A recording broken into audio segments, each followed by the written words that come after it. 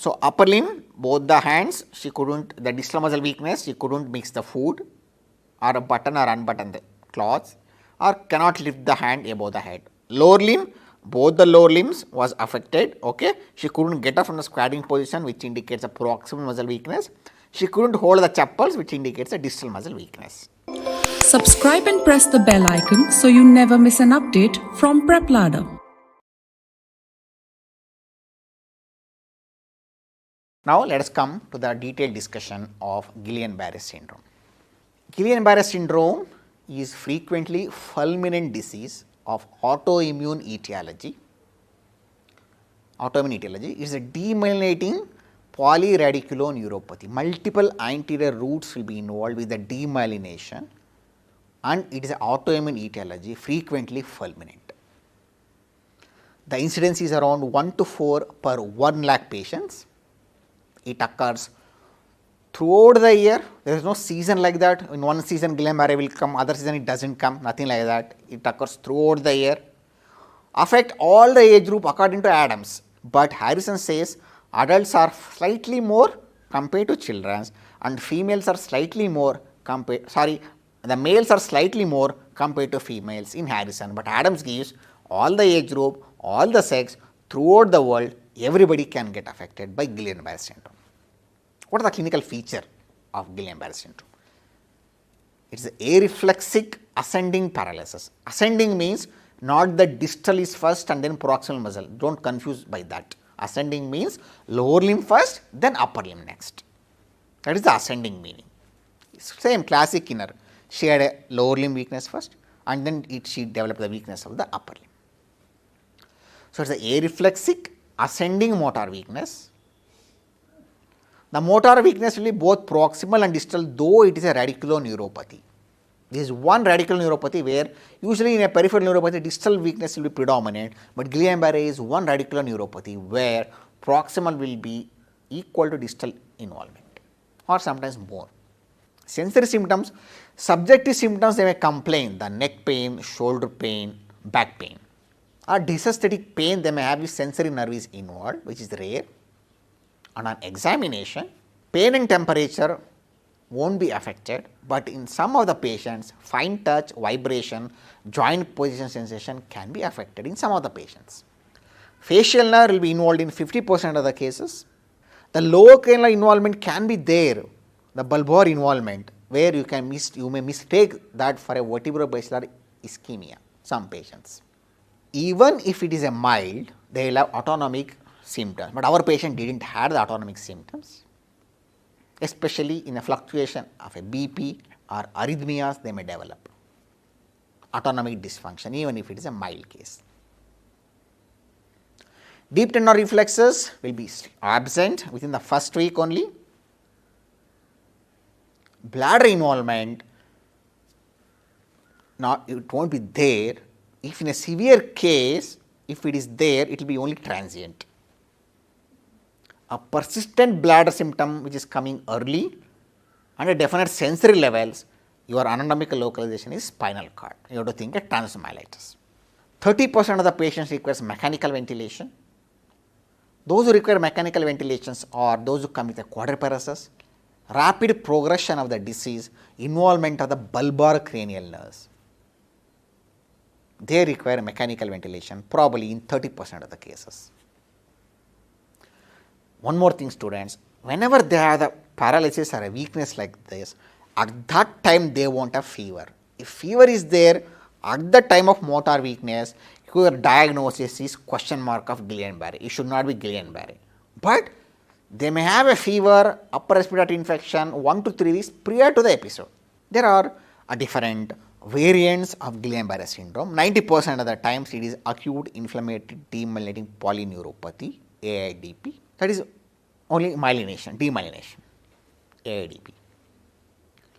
There are 2 axonal variants, acute motor axonal neuropathy, AMAN, acute motor sensory axonal neuropathy, AMSAN, where axon will undergo degeneration. There can be some restrictive and localized types of Guillain Barre syndrome, special variants, Miller-Fisher variant syndrome, where they will have ophthalmoparesis, areflexia and ataxia. with the GQ1B antibody, or there can be a bulbar and a facial nerve variety of a Guillain Barre syndrome, where GM2 antibodies will be there, or there can be a ophthalmoplegic variant, plain ophthalmoplegic variant, or some rare variant sensory forms, pan dysautonomia, only autonomic dysfunction. These are very rare forms, students. 90% is AADP. What are the predisposing factors to develop Guillain Barre syndrome? 70% of the patients will have preceding within 1 to 3 weeks either the upper respiratory tract infection or diarrhea. Like in her, she had fever, loose motion 1 week back. Typically she presented. After that, the symmetrical weakness of both upper limb and lower limb. 30% of the cases due to Campylobacter jejuni infection. Similar percentages of the infection can occur due to hepatitis, cytomegalovirus, Epstein-Barr virus. Other viruses like HIV, herpes, Zika virus, Mycoplasma pneumonia are implicated in Guillain Barre syndrome. Guillain Barre syndrome occurs more than chance association with SLE, lymphoma, HIV. And a recent vaccination, especially for rabies vaccination, the older neural vaccinations are used to produce Guillain Barre syndrome. These are the predisposing factors, lymphoma, even post-surgical, some books has given. So, the main 4 variants I want to discuss, the pathology and in whom it is more common. The acute inflammatory demyelinating polyneuropathy, AADP, 90% where it is common. It is more common in adults compared to the children. The classic what she is having, AADP. More common in adults compared to children. It recovers rapidly like in her. The pathology is the first attack of the autoimmunity will be on the nodes of on the Schwann cell. It attacks the Schwann cell, the autoantibodies. Both lymphocytes and macrophages will be there. They will go and destroy the Schwann cell. The second variety is AMAN, acute motor axonal neuropathy. Here both children and adults can occur with equal frequency. It also recovers rapidly, AMAN as a good recovery. Here the problem will be, the attack will be, the first attack of autoimmunity when the nodes of Ranvier, where axons are there. It will go and attack the nodes. And here macrophages are more compared to lymphocytes in the cells, inflammatory cells. The third variety is AMSON, acute motor sensory axonal neuropathy. This also adults are more common compared to the children, but here recovery is slow because this is a more aggressive damage will occur here. And here also like AMON, the predominant cells is the macrophages and attack will be on the nodes of Ranvier. Then the next variety is Miller-Fisher variant variety. Miller-Fisher variant variety, adults and children are equally affected. The pathology is same like AADP, acute inflammatory demyelinating polyneuropathy, and it also recovers Miller-Fisher variant syndrome. It is both axonal as well as demyelinating, Miller-Fisher variant. It is both axonal as well as demyelinating. So, what is the pathophysiology and pathogenesis of Guillain Barre syndrome? Here both cellular immunity and humoral immunity will come into picture.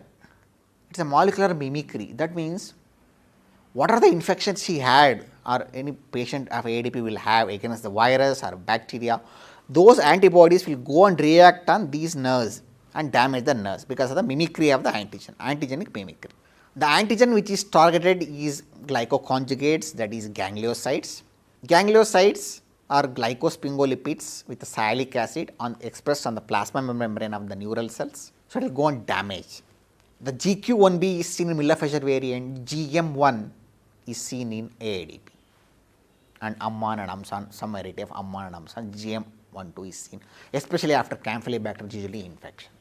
GQ1B antibody is present only in the ophthalmic nerves, not in any other neural tissues. That is why Miller-Fisher variant syndrome, GQ1B antibody is positive, not other antibodies. In a AADP like this, usually they recover nicely, rapidly they recover. If it is a proximal axonal, the recovery is late. Sometimes in a demyelinating AADP like this, secondary axonal damage can occur. If the secondary axonal damage occurs, the recovery is late again. And in axonal variety, like in AMAN, acute motor axonal neuropathy, the damage is in the peripheral nerves. That is why the recovery is rapid in AMAN, but in AMSON it is proximal. That is why recovery is late there. So, if a distal nerves are damaged, it can sprout, it can regenerate and then improve. This is the pathogenesis and pathophysiology, and in that nerve cell there are three areas where it can go and attack. One is the nodes of Ranvier, where the voltage gated sodium channel will be attacked, and paranodal area where contactin associated protein will be attacked, and juxtanode where voltage gated potassium channel will be affected. So, node, paranode, juxtanode. Node is voltage gated sodium channel, paranode is contactin associated protein, juxtanode is voltage gated potassium channels, which can be attacked by the autoantibodies. Now, what are the autoantibodies which are present in different varieties of Guillain Barre syndrome?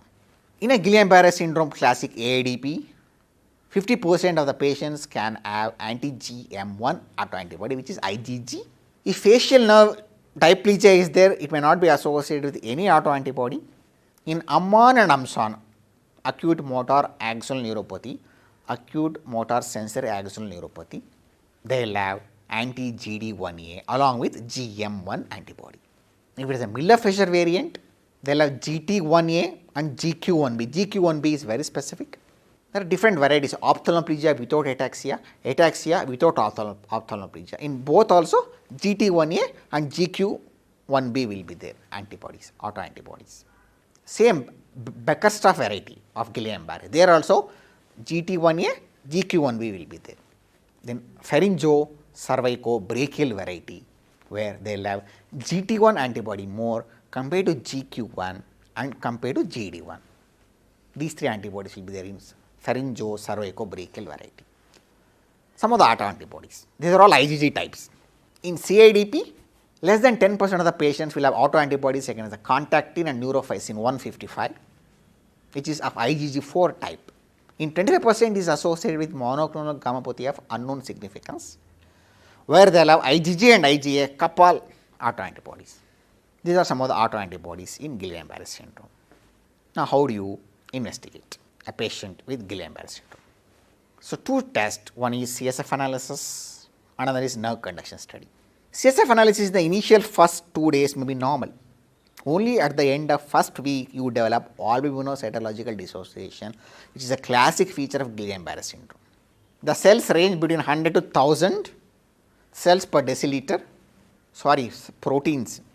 Cells won't be there in CSF. Protein will be in the range of 100 to 1000 milligram per deciliter, 100 to 1000 milligram. Inner it is 39, probably they might have done a very early lumbar puncture. So, protein will be 100 to 1000 milligram per deciliter, but cells won't be there. Why you get protein in CSF? You get because the demyelination of those proteins will enter the CSF. The roots will traverse the spinal cord. So, spinal cord is covered by CSF. When demyelination occurs, those myelin proteins will enter the CSF, so you get a more protein. But it is just an autoantibody, no infection. That is why cells won't be there in CSF. That is why you get albuminocytological dissociation. But there are some conditions where there can be cells in CSF, very rare conditions like lymphoma, leukemia, HIV, sarcoidosis. You may get cells in the CSF. So, after CSF, nerve conduction study. Nerve conduction study students, it is a demyelination will be occurring. So, the features of demyelination, especially in AADP, you get conduction velocity slowed, conduction velocity block, the velocity will be reduced as happened in her. Then F wave and H reflex. What is that F wave and H reflex? F wave means, for example, if you stimulate a nerve, it will traverse orthodromically and it will stimulate the nerve, you get a muscle action potential. But the conduction also occurs antidromically, retrogradely to the anterior horn cell. Again it sends one more impulse which will produce one more muscle action potential which is very small, that is a F wave. That F wave will be absent or reduced in AADP because anterior root is damaged. Next, H reflex. H reflex is nothing but whatever the DTR what you elicit here, no, you give a stimulus to the tendon, but there electrode will give the stimulus and that will elicit a reflex. Because anterior root is damaged in AADP, H reflex will be absent in AADP. So, absent H reflex, delayed or absent F wave. Then distal latency. Distal latency is you stimulate a median nerve at the wrist and the time taken by that stimulus to elicit a response in the thenar muscles is known as a distal latency. That will be prolonged in AADP. Then temporal dispersion, one more feature of demyelination disease. What is temporal dispersion? The amplitude of the muscle action potential will reduce, duration will increase, that is the temporal dispersion. The amplitude will reduce, the duration will increase. So, our patient had a classic demyelinating nerve conduction study picture. Again, nerve conduction study will lag behind the clinical picture, students. You won't get whenever she had initial days only. It takes time to develop the nerve conduction study. These two are the important tests in Guillain Barre syndrome, the CSF nerve conduction study. Then there are two criteria for Guillain Barre syndrome to diagnose, Brighton Criteria and Asbury Criteria. Brighton Criteria I will discuss both for Guillain Barre as well as Miller-Fisher variant syndrome now. For Guillain Barre syndrome, the level 1 evidence is there should be a symmetrical motor weakness, there should be universal areflexia, then the time duration from the onset of disease to the nadir of the disease should be between 12 hours to 28 days. Students, in Guillain Barre syndrome, once the patient reaches a plateau, afterwards the worsen does not occur. Clinical features will keep on worsening, reaches a plateau, does not worsen. If it worsens more than 9 weeks, then it becomes CADP, which I will discuss later in detail. So, one is symmetrical weakness, universal areflexia. The time duration from the onset of disease to the nadir is 12 hours to 28 days. Electrodiagnostic test suggestive of demyelination or CSF showing cells less than 50 with the high protein. The fifth is there should be no other diagnosis which can be suggestive of this one, Guillain Barre picture like this. These are the level 1 criteria for Guillain Barre syndrome. Level 2 criteria is same, universal areflexia, symmetrical motor weakness. The time duration from the onset of disease to the nadir is around 28 days, but the fourth will differ here. Protein may or may not elevated, he says, protein may or may not elevated. Or if CSF could not be taken, electrodiagnostic picture should be suggestive of Guillain Barre syndrome. And the fifth remains the same, no other diagnosis should explain the symptoms. This is level 2 criteria for Guillain Barre syndrome. Level 3 criteria is the first two remains the same, symmetrical weakness, universal areflexia, the time duration from the onset of disease to the nadir is around 28 days. The fourth is not there, no investigation here, no electrodiagnostic, no CSF, but the fifth one will be there, that is no other disease should explain the symptoms whatever the patient is having. These are the 3 levels of Brighton criteria for Guillain Barre syndrome. Let me explain you the Brighton criteria for Miller-Fisher variant. Miller-Fisher variant level 1 is ophthalmoparesis, ataxia, areflexia, absence of limb weakness is the second one. Third, same, the duration from the onset of symptom to the nadir should be 28 days, 12 hours to 28 days.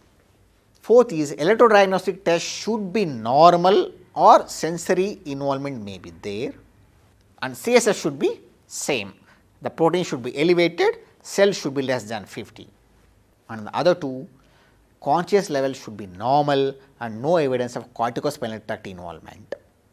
The last one is no other diagnosis should establish the present condition. This is the level 1 criteria for Miller-Fisher variant.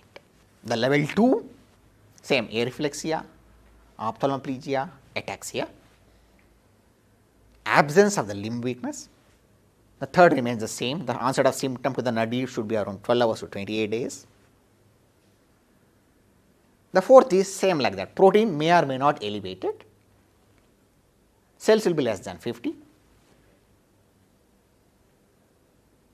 and electrodiagnostic should be normal or it may show sensory abnormality.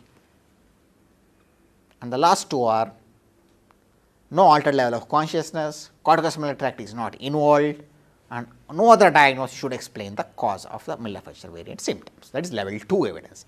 Level 3 evidences, Same ophthalmoplegia, areflexia, ataxia, absence of limb weakness. The third remains the same from the time of onset to the duration should be between 12 hours to 28 days. And fourth won't come here, either electrodiagnostic or CSF, only clinical will come here.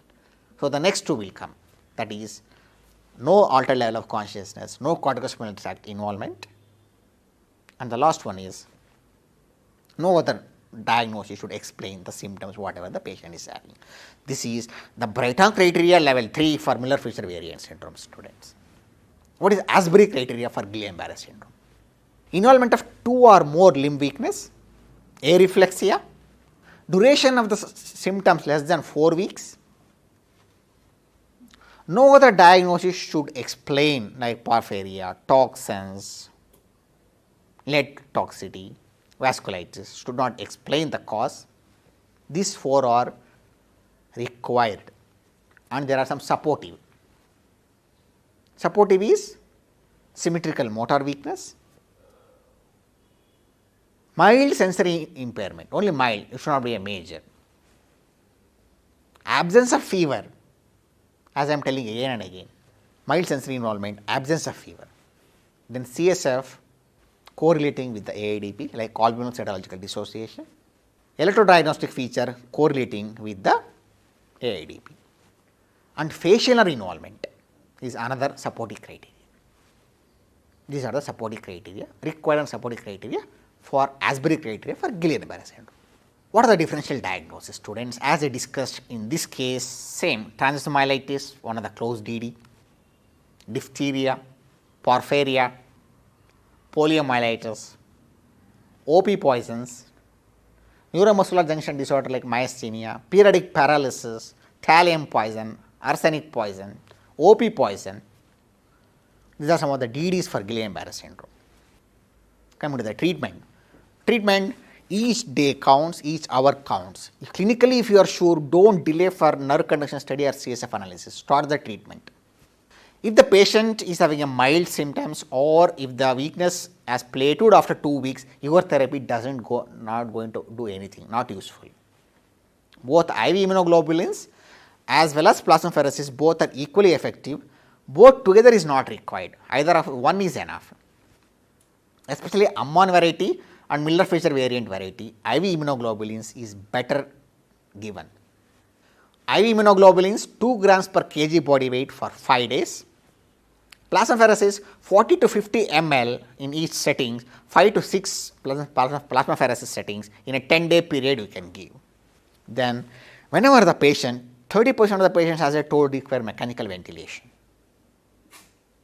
Whenever they are in the ICU, you have to take care of the autonomic dysfunction what they may develop, maintain proper heart rate, blood pressure, physiotherapy, chest physiotherapy, vital capacity, deep vein thrombosis prophylaxis, early tracheostomy. These are some of the things which you have to give care. They die due to pulmonary complications, not due to the weakness. So, what is the prognosis of Guillain Barre syndrome? 85% recover like her nicely. Mortality is only less than 5%. The bad prognosis factors are old age, if they come initially with quadriparesis, involvement of the bulbar, involvement of the lower cranial nerves, and delay in start of the treatment. These are all bad prognostic factors. So, I repeat, old age, delay in initiation of the treatment, initially coming with the quadriparesis and tempo of progression is rapid and bulbar involvement. So, the bad prognostic factors are initially coming with the quadriparesis, increased age, rapid tempo of the progression, involvement of the bulbar cranial musculature, involvement of the bulbar cranial nerves, and delay in the initiation of the treatment. These are the very bad prognostic factors in Guillain Barre syndrome. Now, let me discuss some points about CADP and compare AADP with CADP. CADP, here the motor weakness or the progression will be slow over months, unlike the AADP which occur in hours to days like this. It occurs in adults compared to children, and males are more affected compared to females. CADP, they may have a subjective sensory symptoms, and because of the remyelination and demyelination, they will have thickening of the nerves. If the weakness persists more than 9 weeks or more than 3 recurrent episodes, then it is considered as CADP. If the weakness, tempo of the weakness in a demyelination disease progress for more than 9 weeks or 3 repeated episodes, it is CADP. Some they will run a chronic course and some they will run a relapsing and remitting course. Some they will have pure motor weakness, some they will have even sensory ataxia. Tremor is seen in 10% of the patients, especially when they worsen or when they improve. At that time you get a tremor, which is not seen in AADP. Cranial affection is rare compared to AADP in CADP, but ophthalmoplegia can occur. Here, what is the pathophysiology in CADP? Contactin associated protein and neurophysin 155 are the targets here for CADP in 10% of the patients. In 25% of the patients, it is associated with monoclonal gammopathy of unknown significance. If it is associated with neurophysin 155 or contactin associated protein, there will be a more axonal damage, sensory ataxia and more distal muscle weakness and the less response to immunotherapy. Monoclonal gammopathy of unknown significance, IgG and IgA kappa will be there, autoantibodies, they respond nicely. If IgM kappa is there, again they will have a more axonal degeneration, more sensory ataxia will be there and more distal muscle weakness and they are less responsive to the immunotherapy. Other associated conditions like lymphoma, SLE, HIV, vasculitis, amyloidosis, diabetes, you have to rule out in a CADP. What are the diagnoses? Diagnosis is same like AADP. CSF will give a picture of alveolo-cytological dissociation. The nerve conduction study will show the same picture like F wave absent, H reflex absent, distal latencies will be prolonged, conduction block will be there and conduction velocity will be reduced in CADP. How do you treat a CADP? The incidence of GBS is more compared to CADP, but the prevalence of CADP is more because it runs a very chronic course. They respond to glucocorticoids unlike a Guillain Barre syndrome. All the 3 are equally effective in CADP: IV immunoglobulins, plasmapheresis and glucocorticoids. So, glucocorticoids are not effective in AADP students, but effective in CADP. IV immunoglobulins, you will give the same dosage 2 grams per kg body weight for 5 days for the monthly interval for 3 months.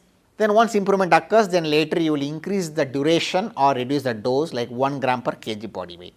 Plasmapheresis 30 to 40 ml per kg body weight. You will do 2 to 3 settings in a week, like that 6 weeks you will do. At least you have to treat for 3 months before you say one therapy is ineffective. If one mode of therapy is ineffective, then you have to switch to the other mode of therapy. Glucocorticoids you give around 60 to 80 milligrams per day for 1 to 2 months and then you taper 10 milligram per day, 10 milligram per month, tapering, you will start tapering it. Students, the weakness in CADP is symmetrical like in AADP, but there is one variety known as multifocal acquired demyelinating motor sensory neuropathy, also known as Lewis-Sumner variety, where there can be asymmetrical weakness, just for your information purpose. So, glucocorticoids, plasmapheresis and IV immunoglobulins all are equally effective. They respond nicely over the years, students, CADP, and mortality is very rare in CADP compared to AADP. So, this is about CADP and AADP and this clinical case discussion. So, you are lucky to have a very good case of AADP.